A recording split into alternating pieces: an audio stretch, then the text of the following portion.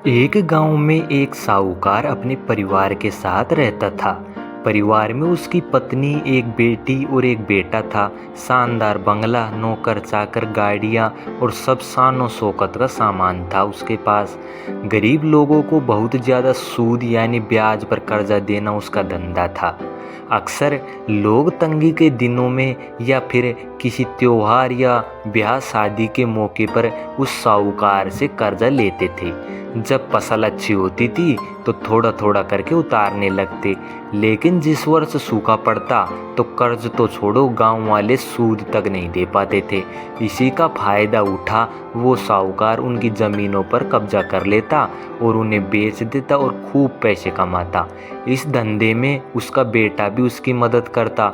दोनों बाप बेटा हर समय किसी न किसी गरीब की जमीन हड़पने की योजना ही बनाते रहते। एक दिन शहर से एक व्यापारी आया और उस साहूकार से गांव में जमीन खरीदने की इच्छा बताई। साहूकार की खुशी का ठिकाना ना रहा। घर बैठे बिठाए जमीनों का ग्राहक मिल गया। साहूकार ने उस व्यापारी को बहुत सी जमीनें दिखाई जो उसने कर्जे के बदले गांव वालों से हथिया ली थी, लेकिन उस व्यापारी को कोई भी जमीन पसंद नहीं आई। गांव में घूमते हुए व्यापारी को एक जमीन का टुकड़ा पसंद आया। उसने साहूकार से उस जमीन के बारे में पूछा तो साहूकार सोच में डूब गया। असल में वह जमीन तो एक बिन माँ बाप की लड़की की थी जो वहां पर रहती थी। उस लड़की के माँ बाप ने साहूकार से 20,000 रुपये कर्ज लिया था, मगर उसे चुकाने से पहले ही उनकी मृत्यु हो गई। बेसहारा लड़की की हालत देख गांव की पंचायत ने साहूकार से उस जमीन पर कब्जा न करने को कहा। भला पंचायत की बात कैसे टाल सकता था साहूकार, मगर दिल में हमेशा ही उस जमीन पर कब्जा करने की बात सोचता रहता था। आज उस व्यापारी की इच्छा सुन उसका लालच बाहर आ गया और उसने जमीन पर कब्जे का बना लिया। कर्जे के सारे कागज ले वह उस लड़की के घर पहुंचा और कर्जा वापस करने की बात कही। जब लड़की ने अपनी दुर्दशा बताते हुए और समय मांगा तो साहूकार ने कब्जा करने की धमकी दे दी। कब्जे की धमकी सुन वह लड़की पंचायत के मुखिया के पास गई और उसकी जमीन को बचाने की दुहाई लगाई। सारे गांव में यह बात आग की तरह फैल गई कि साहूकार अब उस बेसहारा लड़की की जमीन पर कब्जा करने वाला है। यह बात उड़ते उड़ते साहूकार की बेटी के कान में भी पड़ी। अपने पिता के लालच की बात सुन उसके मन में बहुत दुख हुआ। उसने अपने पिता से इस बारे में बात करने की कोशिश की, लेकिन साहूकार को तो सिर्फ बड़ा मुनाफा ही दिख रहा था।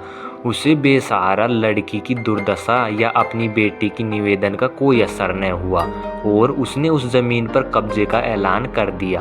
साहूकार की बेटी ने भी जिद पकड़ ली कि उस लड़की की जमीन पर कब्जा न होने देगी, पर अपनी एक न चलती देख उसके दिमाग में एक योजना सूझी।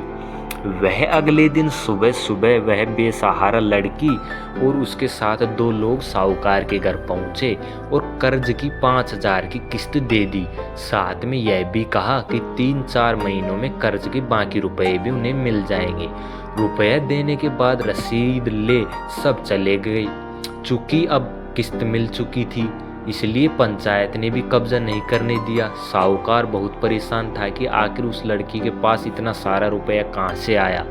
कल तक तो वह दाने दाने को तरसती थी और आज 5,000 रुपये दे गई। कुछ भी न समझ आने पर उसने गांव वालों से भी पूछताछ की, लेकिन कोई भी रुपयों के बारे में नहीं जानता था। कुछ दिनों बाद वह लड़की फिर 2 गांव वालों के साथ आई और कर्ज की बाकी रकम चुकाकर रसीद और कर्ज के सारे कागज ले लिए। साहूकार परेशान हो गया कि आखिर इस लड़की के पास इतना धन आया कहाँ से। इस तरह कुछ दिन बीत गए। एक दिन साहूकार को खबर मिली कि उस बेसहारा लड़की ने अपनी जमीन बेच दी है। कुछ कर तो सकता नहीं था, लेकिन उत्सुकतावश जाकर देखा तो वह चौंक गया।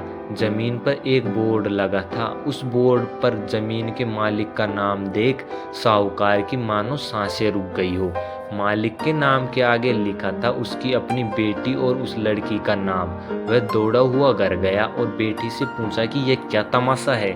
जब उसकी बेटी ने उसे बताया कि उस गरीब लड़की की मदद के लिए उसने अपने सारे गहने बेच डाले ताकि उसकी ज़मीन आपके कब्जे से बच सके, लेकिन ज़मीन आपसे छुड़ाते ही उस बेसहारा लड़की ने उदारता दिखाते हुए आधी ज़मीन मेरे नाम कर दी। बेटी ने उसे समझाया कि आप तो उस लड़की का आखिरी सहारा भी छीन रहे थे, मगर उस लड़की का बड़प्पन तो देखो, उसने ज़मीन छुड़ाते ही मेरे गहनों के बदले अपनी आधी ज़मीन मुझे दे दी। यह सब सुन साहूकार को शर्मिंदगी महसूस हुई और उसने भविष्य में कभी किसी की ज़मीन न हड़पने का वचन दिया। क्या उस साहूकार की बेटी ने सही किया? कमेंट सेक्शन में ज़रूर बताएं मित्रों।